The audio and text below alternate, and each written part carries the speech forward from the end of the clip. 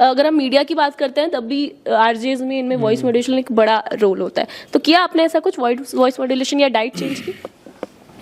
इसके पीछे मैं आपको बताऊंगा कि एज एन अभी जो मेरा कैरेक्टर था वो एक आर्मी कैरेक्टर था, और जैसा कि मैं बॉडी से भी फिट हूँ, हाइट से भी ऐसे फिट हूँ। शुरू से आप हाँ, फिट थे एकदम? हाँ, मैं शुरू से ऐसा ही हूँ। और दूसरा है कि जो कैरेक्टर की जो उनकी जो डिमांड थी वो राजस्थान से थे, और मेरा जो एक्सेंट है राजस्थानी, मेरा जो थिएटर बैकग्राउंड है वो भी राजस्थान से है। थोड़ी देर रुकिए, आपसे एक डायलॉग भी बुलवाएंगे।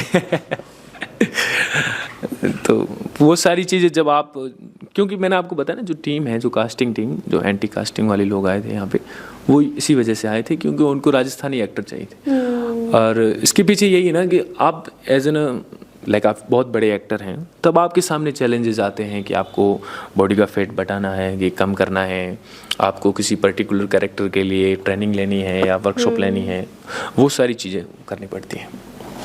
कहीं ना कहीं कास्टिंग इस बात पे हुई थी कि कैरेक्टर को मैच करना चाहिए जो इंसान हम कास्ट कर रहे हैं। तो एज सच आपको इतनी कोई वो क्राइटेरियाज नहीं दी गए कि इतना वेट पुट ऑन करो या ऐसा कुछ? नहीं, जब कास्टिंग होती है ना, तो वो जब मान लो मैं अगर कास्टिंग डायरेक्टर हूँ तो मैं सभी एक्टर को अप्रोच करता हूँ और मैं देखता हूँ कि जो मेरे कैरेक्टर में, सबसे पहले आपका लुक देखा जाएगा कि मेरा कैरेक्टर के लुक में जा रहा है कि नहीं। उसके बाद आपका टेस्ट किया जाएगा कि आपकी परफॉर्मेंस कैसी है, आप में वो जो डिलीवरी की ताकत है कि नहीं, जो कैरेक्टर की जो डिमांड है वो किस तरह की है, वो सारी चीज़ें। अच्छा, इस रोल के लिए क्या क्या मेहनत करनी पड़ी आपको, क्या क्या सीखना पड़ा बेसिकली? क्योंकि आपने बोला कि आप आर्मी कैंप्स में गए, ट्रेनिंग ली, जी। वहाँ पे क्या मुश्किल लगा? उनकी लाइफ कैसे इंस्पायर करती है एक आर्मी मैन की लाइफ, आप कैसे देखते हैं? हम लोग एक्चुअली, मैं आपको बताएं कि जब मैं पूरी किसकी टीम के साथ गया था वहाँ पे अहमदनगर, तो हम लोगों ने देखा कि 18-18 साल के लड़के हैं जो एक परफेक्ट तरीके से गन को ऐसे हैंडल कर रहे हैं, उनको ऐसे खोल रहे हैं वगैरह, ये तो उतनी उनको प्रॉपर ट्रेनिंग मिल रही है, और सभी लोग डिसिप्लिन में।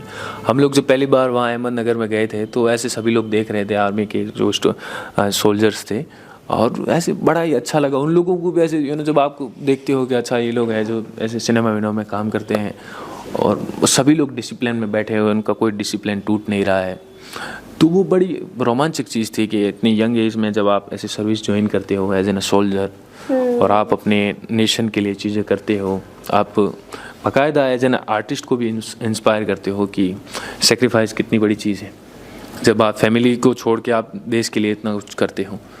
और बाकायदा जो आर्मी की ट्रेनिंग है उतनी तो डिफ़िकल्ट, इतनी आसान है नहीं जितना अपन सोचते हैं, और बहुत ही वो चीज़ इंस्पायर की, एक तो उनका डिसिप्लिन और उनका हार्ड वर्क जो आई थिंक। और दूसरा, मैं वहाँ पे जब टैंक ट्रेनिंग लेने गए तो मुझे तो इतना आइडिया नहीं था कि भाई टैंक ट्रेनिंग में होता क्या, टैंक कभी देखे ही नहीं। वहाँ पहली बार ऐसे टैंक देखे, रियल टैंक के ऊपर आप चढ़ रहे हो, आप उसके अंदर जाके देख रहे हो क्या होती है इसके अंदर इक्विपमेंट, कितने सारे इसमें सोल्जर रिक्वायर्ड होते हैं, किस तरह टैंक मैनेज होता है। तो ये मेरी लाइफ के लिए एक बहुत ही अलग एक्सपीरियंस था, इस तरह की चीज़ें करना।